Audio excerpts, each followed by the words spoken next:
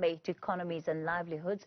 Economic gains made since the first and second wave subsided are rapidly reversing as gyms, restaurant, bars and bottle stores again face a closure. For more on the economic impact of these measures, we're joined by the University of Johannesburg School of Economics, Dr. Mirriam Altman. Dr. Altman, good evening to you, and thank you so much for your time.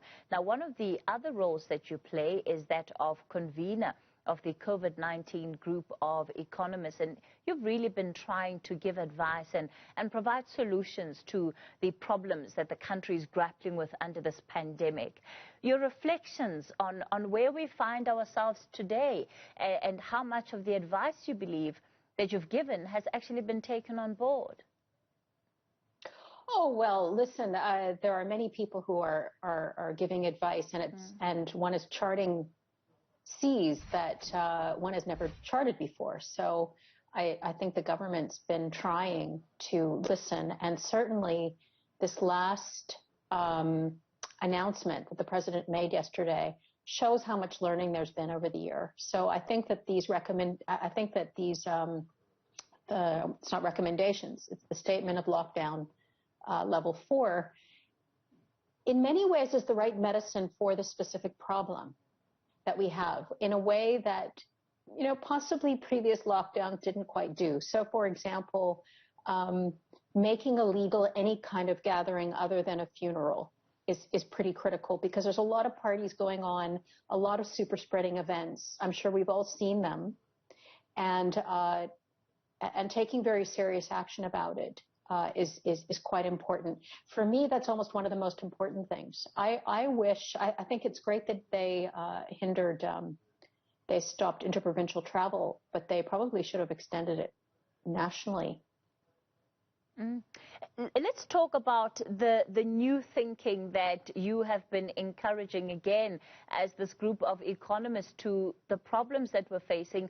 Are you getting a sense that we do have new thinking that's creeping in from government? I hear you on some of the changes that needed to be made, but with the benefit of hindsight, it seems that these are the logical decisions to be taken, given what the moment requires. Yeah, when we were doing work early last year, we were just going into a crisis, and we really didn't know what to do, and we had to think about how to deal with a complete lockdown. Now we're at a point where the basics of people taking very seriously the health protocols, it's one of the few things that one can do that is within one's power to do, and probably the most important thing, plus not doing indoor gatherings. Now, that's not economic advice, but what it does is if people comply with it, then you can keep activity open. Now, the thing about jobs is that most jobs that people have, and particularly for youth and women, are in face-to-face services like retail, hospitality, restaurants, these kinds of activities. That's what most people do. So when you shut it down, it is absolutely devastating for jobs and for the population. So I think that is a big take home. I'm not sure if people remember, but we produced a paper last year on this very issue, how to save jobs in this period. And certainly that way of thinking has been taken on board. Whether it came from our paper or not, I don't know. But certainly we were adding a voice to an understanding that we really have to keep services open. Whether we need to close restaurants right now, sit down, in other words, they're keeping restaurants open. I don't know, maybe there's evidence to show, but I think that making impossible having these gatherings is really critical. When you look at the concerns raised by the alcohol and beverage sector and even restaurants, they complain and say, well, we are actually bearing the brunt when it comes to the costs of these lockdowns for our industries, and yet we're being given very little in return in terms of support for our workers and even for our organizations, that they're being run to the ground. Yeah, there's a lot of value in that. When the government shuts down an economic activity by fiat, in other words, it rules that you must shut your activity, it should really come to the party to offer support to those activities and to those jobs. Because it's not as though you're shoring up an industry because there's a downturn. As government, you have said you must shut down, and really it is incumbent on the state to step in when it does that. There's no doubt about that. Whether the state can afford to do that is another question, but these are things that have to balance out. But you're absolutely right in putting that forward.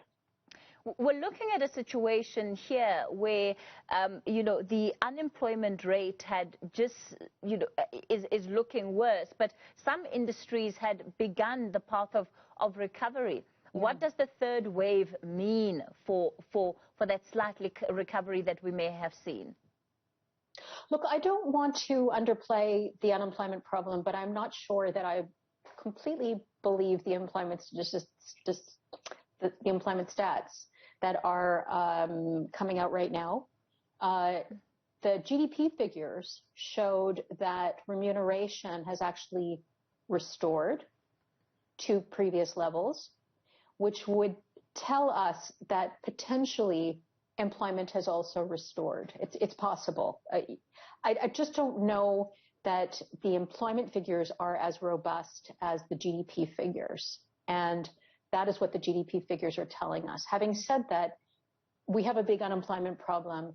We had falling employment pre-COVID already, and there are structural reforms that have to happen to strengthen job creation, no doubt, some of which, I personally am working on. We've made recommendations at the National Planning Commission. I'm working on an infrastructure plan. We've really got to get the economy going. Now, there are some potential green shoots in the near term, not long-term improvements, but one of the signs, firstly, is that remuneration has restored. Secondly, that inventories are very low, and that may mean that that firms are going to restock. Now, remember, this is not a full lockdown the way it was in level 5 with all retail shops completely shut, et cetera.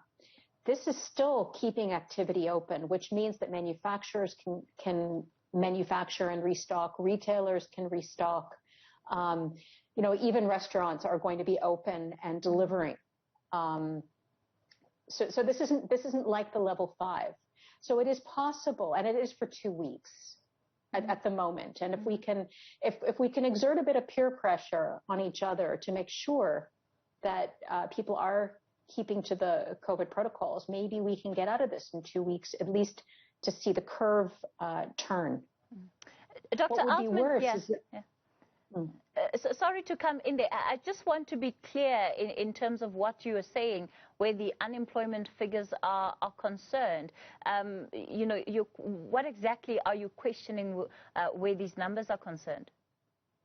Okay, so I'm saying unemployment is extremely high, and it's very likely it's back where it was at the advent of democracy, in 1994. It's probably around 30%. I wouldn't put my neck on the block as to precisely what it is, because the method that Stats South Africa is using right now to measure employment is different, because it can't go out and actually ask people. It has to do mail surveys, which really distorts the picture. The GDP figure says that remuneration, in other words, earnings, have restored. The wage remuneration has restored to previous levels.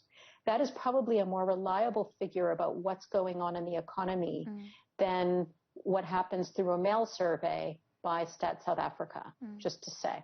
But is there a big unemployment problem that is very likely growing, and a poverty problem that is growing, and a youth unemployment problem that is growing? I think there's no doubt about that, and it needs to be addressed.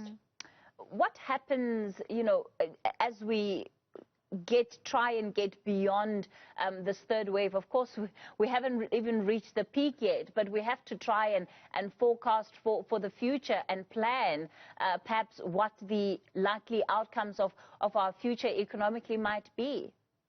Yeah.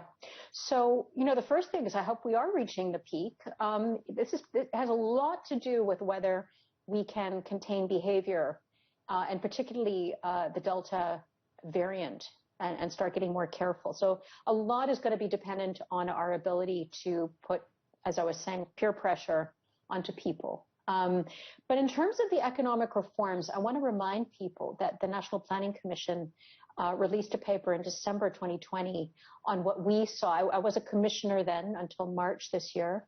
We released our views on what needed to happen across the economy, most of which focused on the strengthening of leadership. I think one of the most key challenges that the state faces right now is related to what happened during state capture, which was the destruction of state capacity that has caused havoc in the state-owned enterprises that drive infrastructure delivery and right across the state. And there are a range of institutional reforms that need to happen that enhance state participation, that enhance the ability of government to deliver down to the municipal level. I'm not just speaking about national, of course, and not just the SOEs, but strengthening municipal capability. But I would urge people to see what we recommended in that work. Dr. Mirriam Altman from the University of Johannesburg. Let's leave it there for tonight. Thanks for your time.